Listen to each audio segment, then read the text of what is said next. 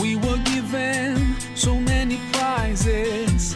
We changed the desert into oasis. We built buildings of different lengths and sizes, and we felt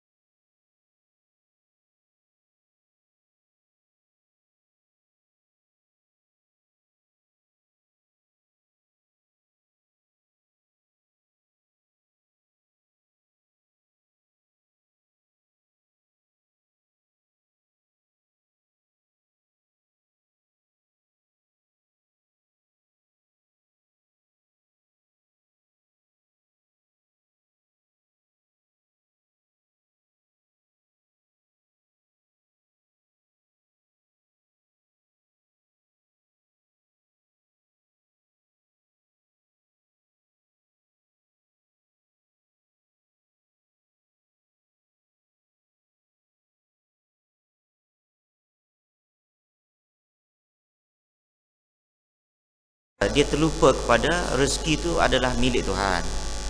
Dia ni hanya cuik je buat sikit-sikit ataupun buat banyak. Jangan lupa sembahyang, doa tu jangan lupa. Kalau itu gayanya, kita buat kerja tanpa melupai sembahyang bang kita dengan doa kita apa benda, itu nampaklah kita ni yakin kepada Allah Ta'ala kan? Jadi dalam bab rezeki, maknanya ulama mentafsirkan kata-kata Sayyidina Ali ni, dia kata kena yakin betul rezeki milik Allah. Bila yakin rezeki milik Allah Ta'ala ni, kita usaha tu dia akan seiring dengan doa. Usaha, doa, tawakal, dia seiring. Kalau tak ada keyakinan, dia akan jadi apa dia? Dia tinggal satu. Apa dua? Doa, tawakal, gugur. Jadi hak nampak naiknya apa dia?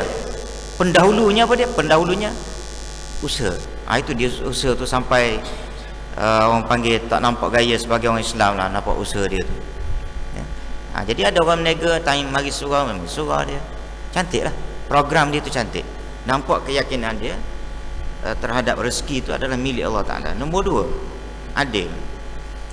Adil juga ada dua macam. Adil ni ada dua macam. Pertama, dia kata jika berasa mempunyai kewajipan, maka segera dilaksanakan sebelum dituntut. Kewajipan kita terhadap manusia. Bila sebut keadilan itu, ialah keadilan kita sesama manusia. Hak Allah Ta'ala tu satulah, kita kena buat juga.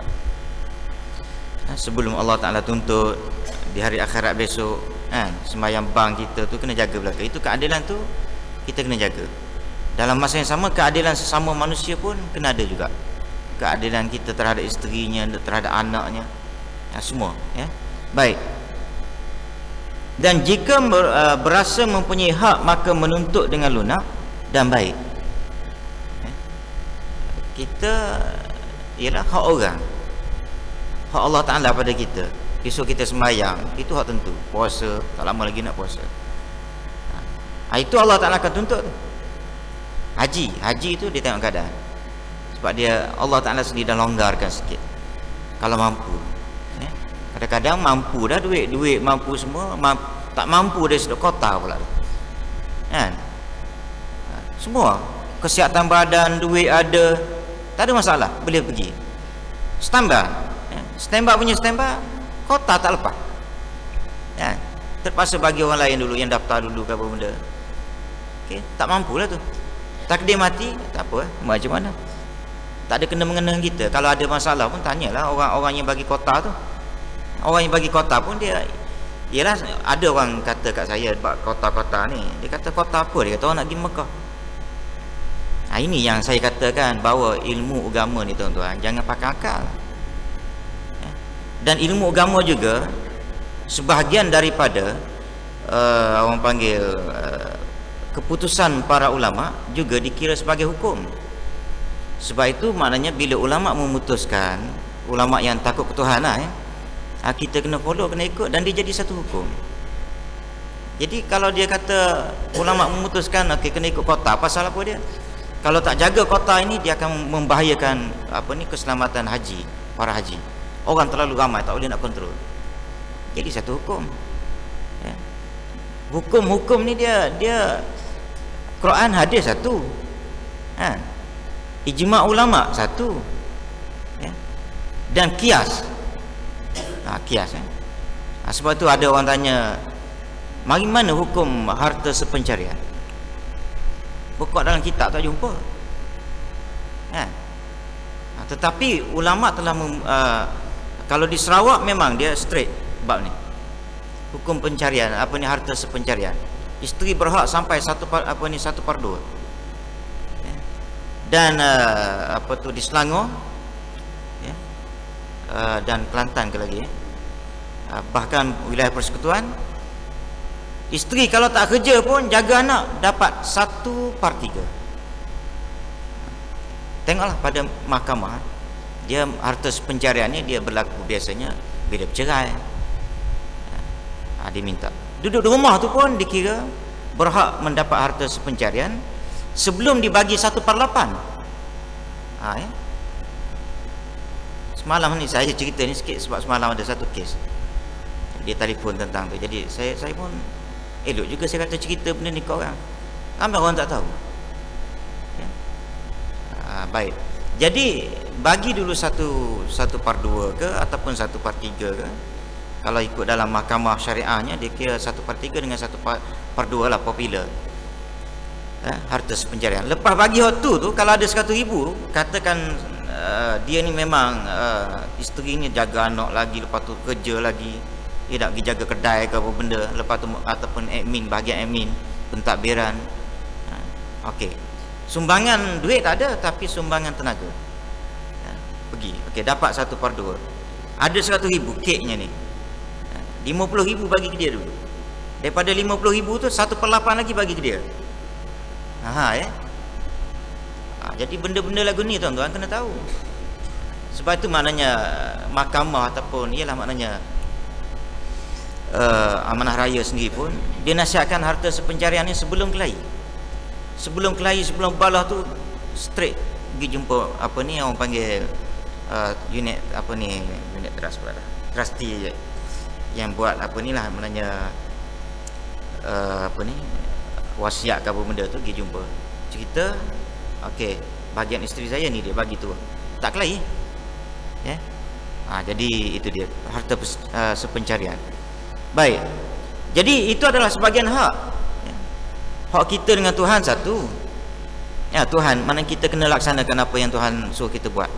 Kemudian hak kita dengan manusia punya hak anak kita, cucu kita, anak kita, isteri kita, hak masyarakat itu kena bagi. Baik, ada juga di sini disebut, dia kata hak kena ada juga ialah hak kita pada orang. Contoh mudah lah untuk nak faham, hutang. Macam Nabi Yahudi minta hutang dengan cara kasar. Sahabat pun tengok, dia kata lempang kan, ya Rasulullah bagi akulah, maknanya pukul ke apa benda dah. Dia kata jangan. Aku kan, dia hak dia tu ada pada aku. Maknanya apa dia? Aku berhutang, aku kena bayar. Cuma gini, kamu kena suruh dia supaya minta tu comel sikit. Jangan duk tarik selendang sampai berdarah ke apa benda, ada cala ke aku punya kulit. Itu tak betul. Jadi yang sebetulnya macam mana? Minta cara elok. Jadi kita pun tuan-tuan, kalau kita ada bagi hutang pada orang, tiba-tiba orang tu lihat pula nak bagi hutang, kita minta dengan cara elok kan. Kalau berasa perik sangat, nampak lihat sangat, okey tak apalah, nak buat macam mana, redha ajalah benda tu kan. Yang kedua, ambil pengajaran, jangan duduk mudah sangat bagi hutang. Kalau dah hati tu tak boleh nak jaga kan. Saya dah sebut bila bagi hutang, hati tu kalau boleh terus kita didik, kita pujuk dia. Seandainya maknanya dia tak boleh bayar, tak apalah, apa halal. Kalau boleh didik lagu tu bagi. Kalau tak boleh didik lagu tu, tak payah bagi. Sebab masa muka tak ada pasal kan. Okey, wallah. Kita sambung besok Bismillahirrahmanirrahim. Alhamdulillahirabbil alamin, wassalatu wassalamu ala asyrafil anbiya.